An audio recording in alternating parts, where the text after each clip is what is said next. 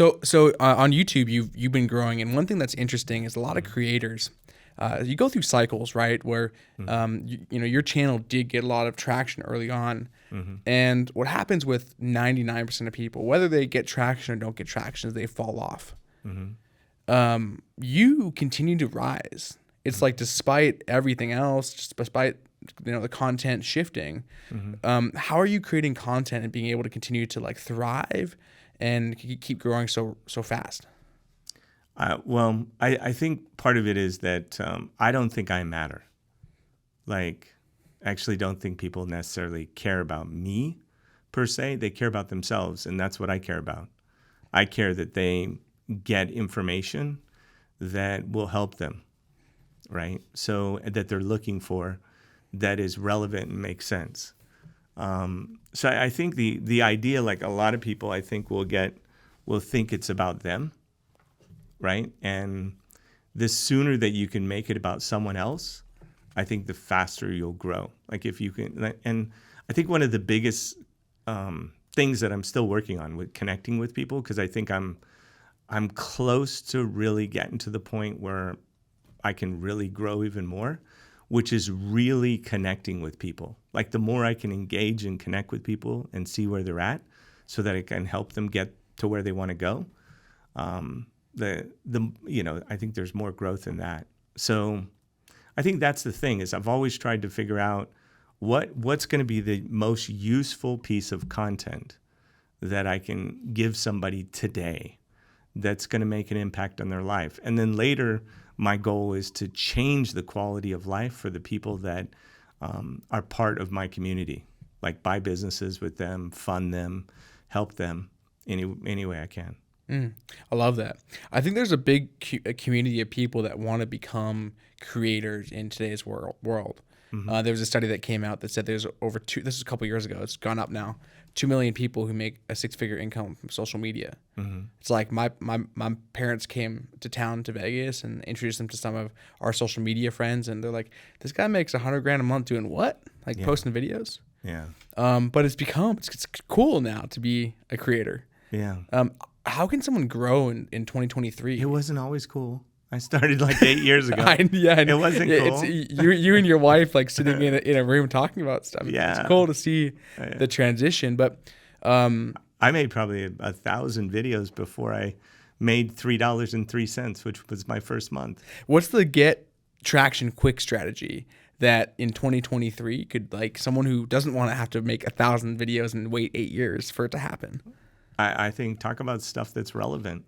And the other thing is, I think I think we're going to go through a transition now where we're going to see a lot of the imposters on YouTube that are going to start falling apart. And people who have been pretending, and I think what people are looking for now is honesty, truth, and whatever it is. So I think, and I don't think even those YouTubers that have been playing a role, if they get back to what I do on my channel, I was built for, I live for, I'm passionate about it. I can talk about it 24 hours a day, 7 days a week. It'll keep me up at night. I had to force myself to go to bed last night because we had a bunch of power players over to the house and we had an unbelievable time. I mean, literally people were having a hard time leaving the house. And then when they left, 2 hours after that, my brain was still popping with ideas. And the whole time we talked about deals and business and banking and structure and business models and just things that are happening, because the group that's there, my power group, they're not people that watch things happen. They're not people who talk about things. They're people that make things happen. So I only invited anybody over that I see that actually makes things happen in business and in banking, that's actually able to help each other. And there were a few people there that actually talked and are going to be working on deals, like probably today. I mean, I have a deal that I'm working on right now. Did this guy go last night? No. It's funny, he's calling me right now. Sorry, I couldn't make it last night. No, I was bummed. Next week. Thursday. I'm I'm going to Mexico. 7:00. Can I get the invite the following week? will still exist, or Yeah. am I off the roster because I missed 2 in a week? No, you're not off the roster. But cool, man. Well, what is your formula? Because you've broken down your form, and maybe this is top secret Illuminati stuff. But what's the formula for YouTube strategy? Like you're not just. I think some people underestimate the amount of effort it goes into creating content, and they think, well, just make a video. Like, dude, you're doing research. Like, you're checking SEO scores. Can you walk us through what that looks like? Well, so YouTube is what the second biggest search engine. Bing's probably going to climb up to number 2 at some point here, but it's a search engine, and you want to be making content that fits what people are looking for, and Google provides, and they provide what people are searching for, and even in their insights in your own YouTube channel, they'll tell you that these are what you're scoring in SEO for. So YouTube's doing everything they can to help you succeed, which is really crazy. But people aren't paying attention to what the algorithm is asking them to actually create. Because you start to build a score, an SEO score, as you lay down the foundation of what you're doing and what the audience is catching traction to. YouTube's algorithms, which are built by a lot of people who individually don't know how it works, but because once you put it into play, it learns on its own. It has a machine learning model, so it learns on its own. So it's watching what people are actually looking at. Like, for example, people that pay for views on YouTube. If you're paying for views on YouTube, right, what happens is you're getting to an audience that's not necessarily interested, and your watch time and your retention is going to be really low. You end up killing your views because you've paid for people to see it. It looks all impressive, but they're not real views. I would rather the algorithm see real views, and the real you, right, as you start to blossom. And then as you blossom, start to look at what you're being picked up in search and what your relative search is that you're interested in. And my thought is always write the song you want to sing the rest of your life, as far as can you sustain that? Are you passionate about it?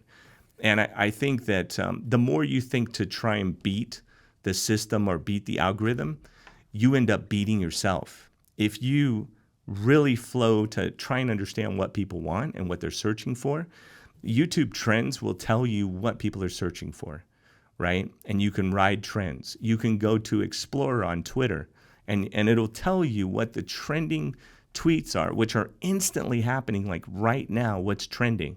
And you can jump on a trend. So you grab a few trends that are trending in a topic area that you want to talk about, and you're the only video that's been produced. And then the next thing you know, the algorithm puts you in front. Remember that when people look at their homepage, they're only seeing on a computer screen about 8 different pictures, and on your phone, maybe 3. So YouTube's got to figure out, like an advertising billboard driving down the freeway, are you worth presenting? So catchy thumbnail that's going to grab people's attention, simple, easy to understand.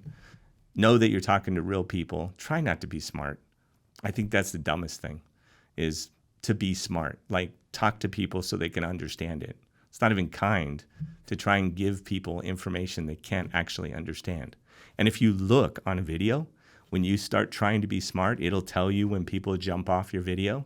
When you think you're, saying something brilliant and nobody understands it, they just click off your video. Thanks for checking out this short clip from the full podcast I did. If you want to see another clip, go ahead and click the link right here. Or if you want to see the full podcast, you can click the link right here and check it out.